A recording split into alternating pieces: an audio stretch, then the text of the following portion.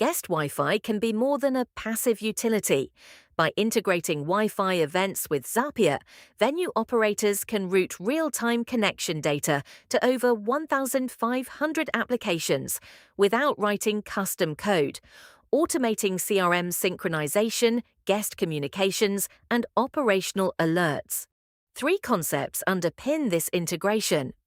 A webhook is a method for one application to provide real-time information to another using HTTP POST requests. iPaaS, or Integration Platform as a Service, provides cloud services enabling integration flows, connecting on-premises and cloud-based processes and applications.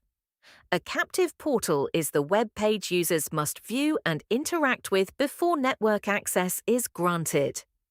Two principles ensure successful implementation. First, opt-in for outreach, connected for counting. Use the guest opted-in trigger for any workflow that contacts users or updates a CRM, ensuring GDPR compliance.